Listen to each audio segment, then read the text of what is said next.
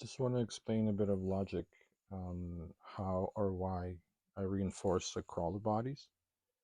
It's because I know how I use the crawlers and I know how they're gonna land, how they're gonna fall. And before body starts splitting, just reinforce the spots that I believe take the most abuse when your crawler goes tumbling or falling or, like falling off places. Maybe you don't use your crawlers that way and you don't need to do this, but I know the abuse I'm gonna put my bodies through, and I know I want to keep them for more than a season. So this is kind of how I think about it and what I do.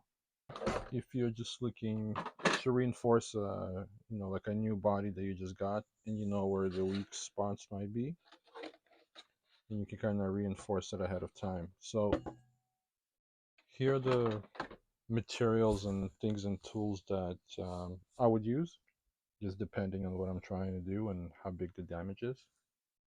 So here are the materials.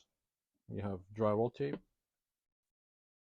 You can use drywall tape, or personally what I like using is this rubber tape, and this is tape, what do you call it? You call this concrete board tape. Why I like this over drywall tape is it's actually rubber, and it's much more bendy than this material here. This material works, but this material works as well, and it is easier to work with because it doesn't string, and it bends much better.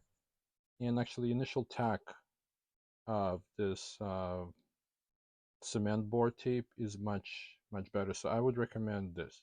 If you don't have this, this works as well. Just requires more patience. Now adhesives. This is very common. Like automotive goop or shoe goop. Any kind of goop will actually work. Uh, Dries actually pretty fast too. Now, if you have big cracks or huge holes, try using this. So this is marine goop, and it dries much harder than this automotive goop or shoe goop. So when this dries, it dries elasticy. You can bend it. You can even peel it off if you really, really want to.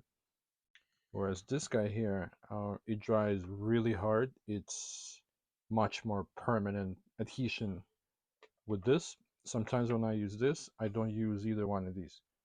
I don't use either this tape or this tape. I use this to fix holes, and I'll just jam this into a hole, and then it goes like rock solid. So this is the materials you would use. Now some tools that I use is masking tape. Why do you want masking tape? So I put this on my finger.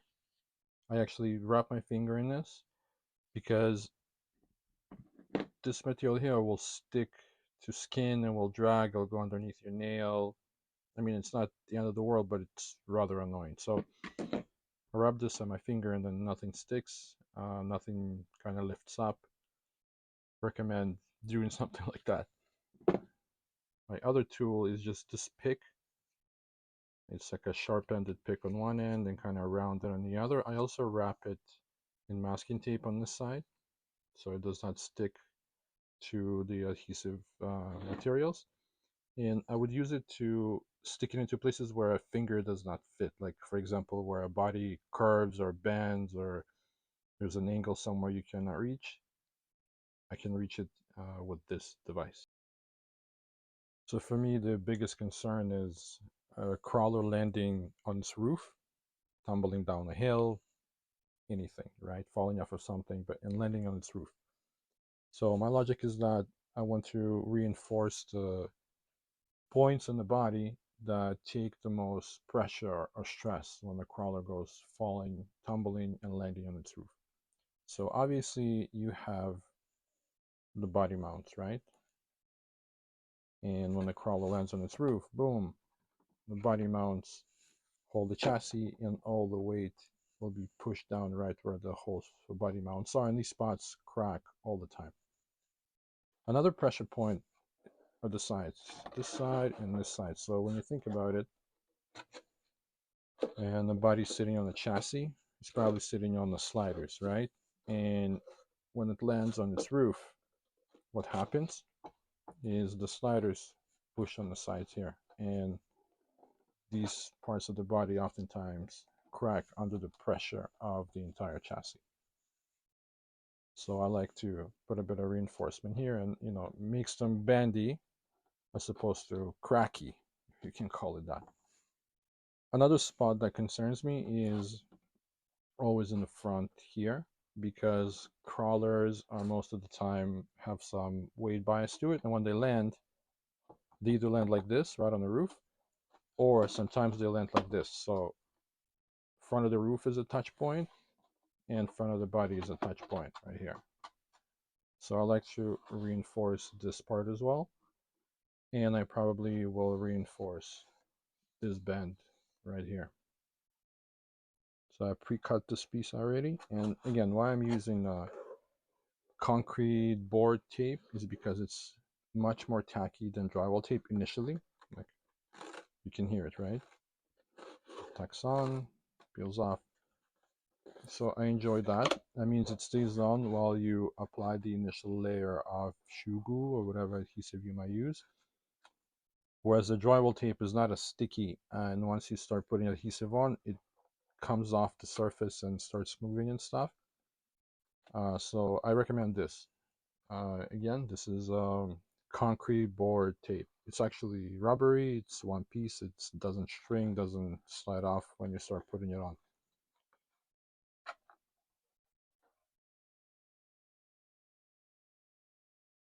One technique while doing this is not to put a lot of goop right off the hop. Okay, you don't want to try to cover entire piece of tape in one shot and cake it on.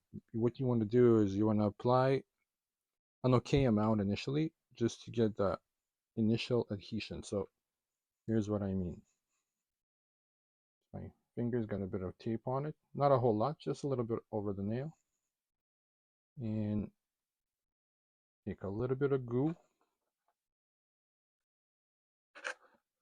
and just apply it here a little bit in the middle there.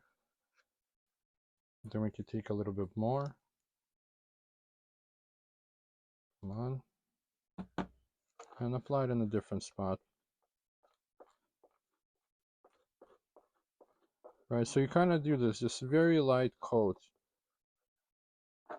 Very light coat initially. Okay. Get it in a few more spots. Some there, some there. Right, and why we do this first is if you put too much, the initial adhesion will take forever to initialize. And you don't want that. You want it to start gluing or sticking as soon as possible, okay? And the sooner it dries, the sooner you can apply another coat. Okay, so I would do something like this, and I would maybe leave it for maybe 30 minutes, 40 minutes. And once this is more or less dry, and I know now the tape is not going to move, it's not going to shift because it's stuck.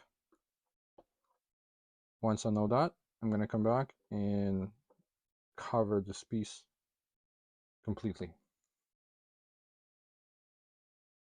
Meanwhile, I'm going to move to the front of the body and finish securing this reinforcing brace here at the front.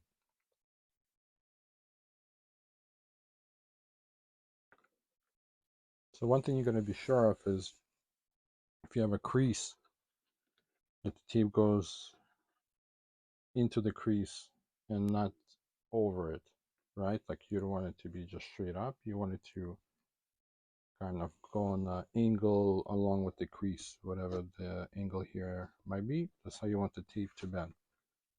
And tell you from experience, the drywall tape, bending it like this and keeping it steady like this is very hard. So again, this is why I use this rubber tape, aka cement board or concrete board tape. Anyways, so I'll just get onto it again. A little bit of goop, and it's sitting in the crease perfectly right now due to its own adhesion. And I use this to make sure, you know, it sticks and holds while I secure this strip right here. Apply some goop to it. Again, remember, not a lot, not a whole lot. And then make sure it starts drying without moving or bending any way we don't want it to bend.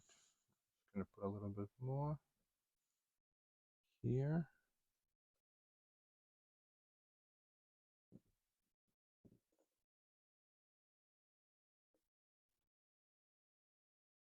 Okay. And we'll leave it, again, we'll leave it like this 30-40 minutes. Make sure the tape and the bend there is still attached the way we want it. Still, make sure it's still lined up. It looks good, so now we just wait, then come back and finish it off. Now it's been some time. Initial layer is nice and dry, so now we're going to just go ahead and put another layer over top, and that's going to be it. We'll just wait for that to dry, and this portion will be complete.